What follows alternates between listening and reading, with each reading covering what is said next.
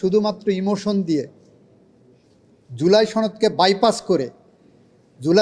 Bypass করে আমি আমার রাজনৈতিক মতাদর্শ বা অন্য কিছু চাপিয়ে দেবো, সেটা আমরা করব না, করতে পারি না। আপনিও জানেন অ্যাজ ইট ইজ মানে এই ল্যাঙ্গুয়েজ না, অ্যাজ ইট ইজ মানে ওইটাকে ধারণ করেই সাংবিধানিক আইনের পরিভাষায় এটা আমরাকে নিয়ে আসব। সেটাও পার্ট অফ জুলাই সনদ। জুলাই সনদে এটার ব্যাখ্যা দেওয়া আছে যে কোনো জায়গায় যদি বিএনপি দ্বিমত পোষণ করেছে এবং সেই দ্বিমতের আলোকে যদি তার নির্বাচনী ইশতেহার অন্তর্ভুক্ত করা থাকে তাহলে সেইটা প্রিভেল করবে, সেটাও কিন্তু জুলাই সনদেরই অংশ। প্রথম কথা হলো, বিরোধী দলকে অবশ্যই তাদের সুপারিশ নেওয়ার জন্য যা যা করণীয় সব করব।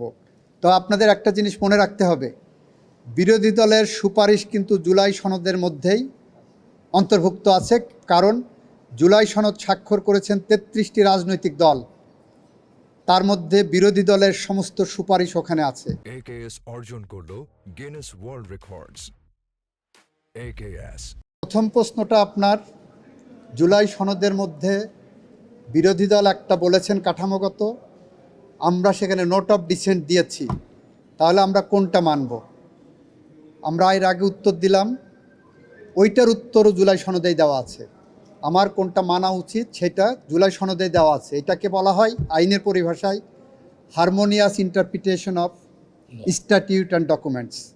সুতরাং জুলাই সনদ একটা ডকুমেন্ট, ওই ডকুমেন্টের হারমোনিয়াস ইন্টারপ্রিটেশনটা ওখানেই বলে দেওয়া আছে।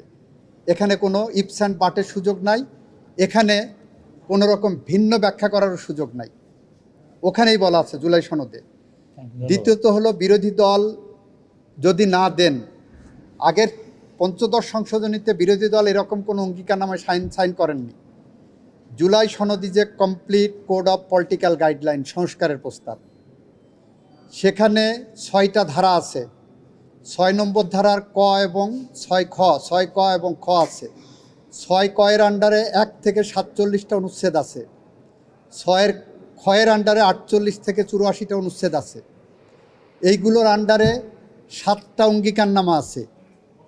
7টা অঙ্গীকারনামাকে সামনে রেখে, 84টা অনুচ্ছেদকে সামনে রেখে, 6টা ধারাকে সামনে রেখে 33টা রাজনৈতিক দল যেটা স্বাক্ষর করেছেন, যদি কেউ না আসতে পারেন আমরা ধরে নেব যে ওই আলোকে আমরা যাচ্ছি কিনা। তারা বাইরের থেকে এইটাকে পর্যবেক্ষণ করে তাদের যদি সেখানে বলা হয়, মনে করেন যে আমরা জুলাই সনদের ব্যত্যয় ঘটিয়েছি, অবশ্যই তারা তাদের সেটার সমালোচনা করার অধিকার রাখেন এবং যৌক্তিক যে কোনো সমালোচনায় আমরা অ্যাকোমোডেট করার চেষ্টা করব।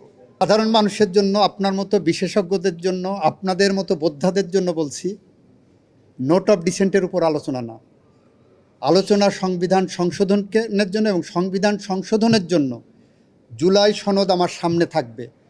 জুলাই সনদকে সামনে রেখে, জুলাই সনদকে বৃত্তায়ন করে, জুলাই সনদকে ধারণ করে, জুলাই চেতনাকে ধারণ করে আমার সংবিধান সংশোধনের পথে আমি এগিয়ে যাব।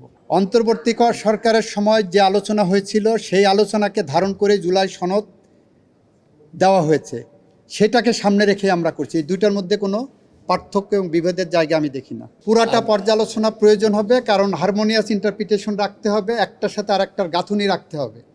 এর সাথে আমাদের উপমহাদেশে সাংবিধানিক আইনের একটা তত্ত্ব ডেভেলপ করছে, বেসিক স্ট্রাকচার থিওরি যেটাকে বলা হয়।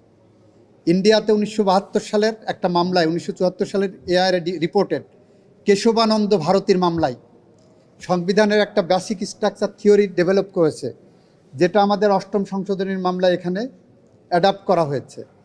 এইগুলোকে আমাদের ধারণে রাখতে হবে। শুধুমাত্র ইমোশন দিয়ে জুলাই সনদকে বাইপাস করে আমি আমার রাজনৈতিক মতাদর্শ বা অন্য কিছু চাপিয়ে দেবো, সেটা আমরা করব না, করতে পারি না। আমি যেটা চাচ্ছি, আমার রাজনৈতিক দল যেটা চাচ্ছে, সংসদ যেটা চাচ্ছে, সেইটা যদি বেসিক স্ট্রাকচার থিওরির বাইরে যায় বা জুলাই সনদের বাইরে যায়, আমরা সেটা করার জন্য সেই পথে হাঁটব না।